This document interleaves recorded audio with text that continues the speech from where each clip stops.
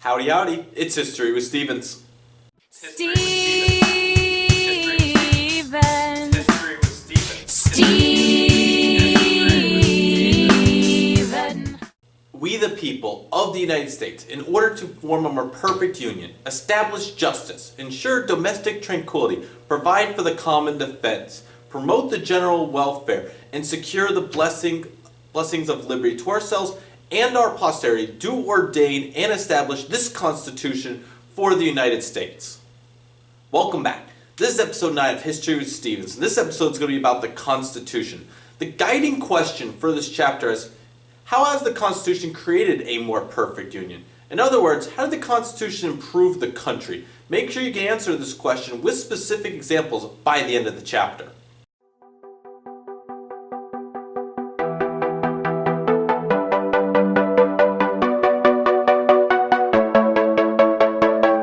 The preamble of the Constitution, which you already heard me read in the intro, outlines the reasons for a new government. It explains what the new government was hoping to accomplish. So let's go over the 5 goals of the Constitution. The first goal is to establish justice. Americans want to be ruled by laws and not the decisions by a king. Establishing justice meant that there would be a series of laws that applied to everyone. The second goal was to ensure domestic tranquility. This is basically a fancy way of saying that the government will ensure peace and order within the country.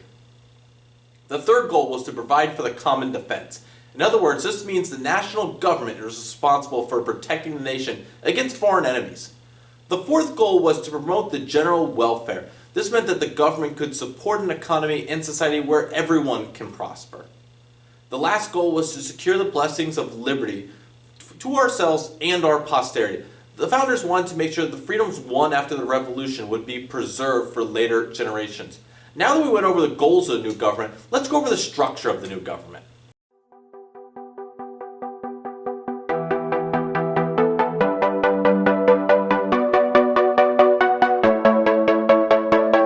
Article 1 of the Constitution states that the legislative branch has the power to make the laws. The Constitution created a bicameral or two-house legislature. If you remember from episode 8 of History with Stevens, the reason we have a bicameral legislature is because the large states and small states couldn't agree on representation until the Great Compromise was passed. So in the Senate, each state has 2 senators. This means that there are 100 senators today. You have to be 30 years old to run for Senate and have been a citizen for 9 years. Senators serve 6-year terms. In the House of Representatives, representation is determined by the state's population. Each state has at least 1 representative, but larger states, like California, will have more. There are 435 seats in the House of Representatives. House members must be 25 years old and a citizen of the United States for 7 years. House members also serve 2-year terms. So like I said earlier, their primary job is to make the laws. But Congress also has some other powers. Their other powers include the power of the purse. This means that Congress gets to decide how taxes will be spent and what the tax rates will be. Congress also has the power to declare war and approve treaties.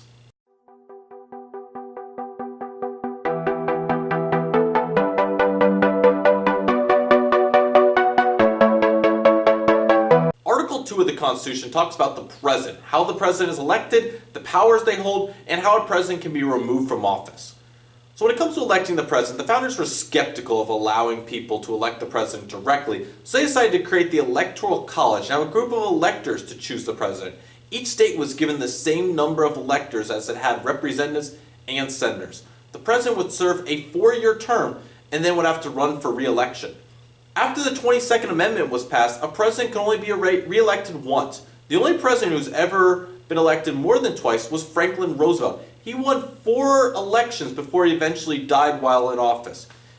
Yeah, they kind of passed that amendment because of him. Prior to that, it was an unwritten rule that you would not run after serving 2 terms. Don't hate the player, hate the game. There are no rules against it. The president's main job is to carry out or execute the laws.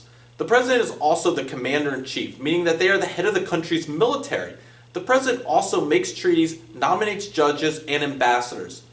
The president can also pardon people who broke the law. A pardon is kind of like a get-out-of-jail-free card. The Constitution also gives Congress the ability to remove the president if they commit a crime related to their duties. The House of Representatives votes on whether to start the impeachment process and formally accuse the president of a crime. The Senate then determines whether the president is innocent or guilty. Andrew Johnson and Bill Clinton were the only two presidents who went through the impeachment process, but both were found not guilty by the Senate. However, many people believe that Richard Nixon would have been impeached because of the Watergate scandal, but he resigned before that process started. This is already a long episode, so I'm not going to go into the details of the Watergate scandal, but you should go watch a YouTube video or read about it or something, because it's pretty interesting.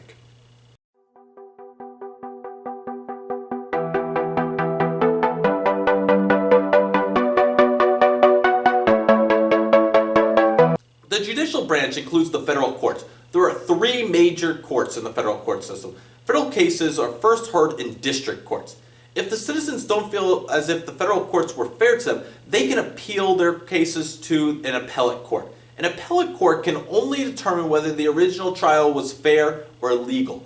A decision by the appellate court can be appealed to the Supreme Court. However, the Supreme Court can only accept a fraction of the cases they are asked to review, and they try to prioritize the ones with the biggest significance. The Supreme Court is the last stop of the judicial branch. Their decisions are final and must be followed by lower courts. The Constitution doesn't state how many members of the Supreme Court there should be, but traditionally there have been 9. The only president who tried to add more than 9 members was Franklin Roosevelt again. However, Congress rejected his proposal. Roosevelt! What? Write down the rules if you want me to follow them. The Constitution allows Supreme Court members to rule for life, meaning they can't be removed by a future president. The major power that the judicial branch has is judicial review. Judicial review is the court's power to declare any law or executive action unconstitutional, meaning it goes against what is outlined in the Constitution.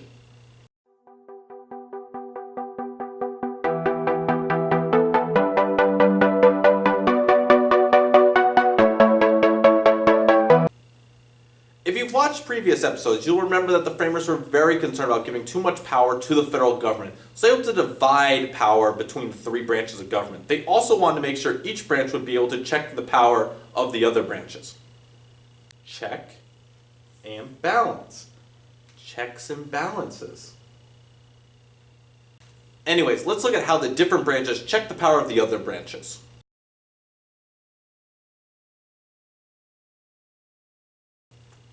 The legislative branch can check the power of the executive branch by overriding presidential vetoes and by impeaching the president if they break the law. The legislative branch can check the power of the judicial branch by approving nominees to federal courts, including Supreme Court nominees, and impeaching judges who break the law.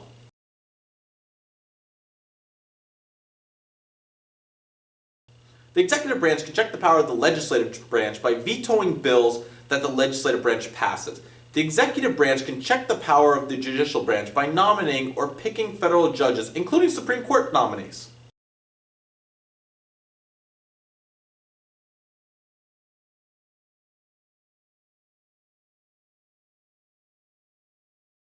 The judicial branch can check the power of the legislative branch by rejecting laws that are unconstitutional. The judicial branch can check the power of the executive branch by declaring the executive actions or treaties unconstitutional.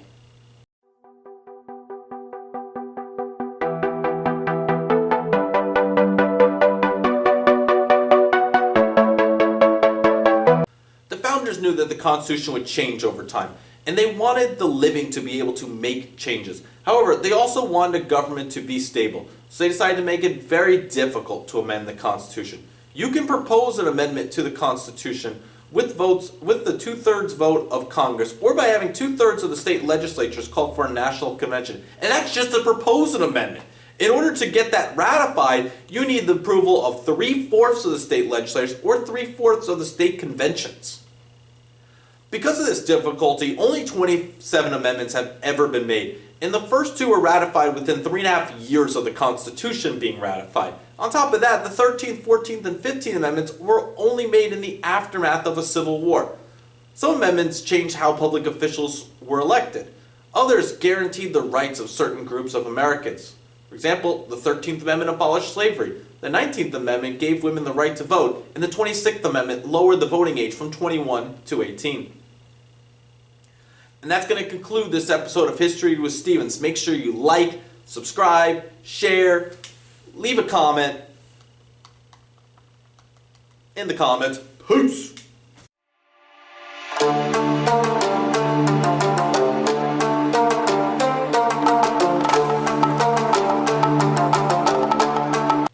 Taffy, now coming in sour apple. There's jokes on every wrapper. Here's an example of one of their jokes. Why didn't the skeleton climb the mountain? Because he didn't have the guts! Because skeletons don't have guts! That's amazing! Oh man, they're such a great snack. And they provide endless amounts of humor. How can you not love Laffy Taffy? Laffy Taffy, we still need a sponsor. Seriously, nobody's responding to my emails. I think my phone calls are being blocked. Nobody wants to sponsor this show. It's an amazing show. You're an amazing snack. Let's make it happen. What do you think, Laffy Taffy?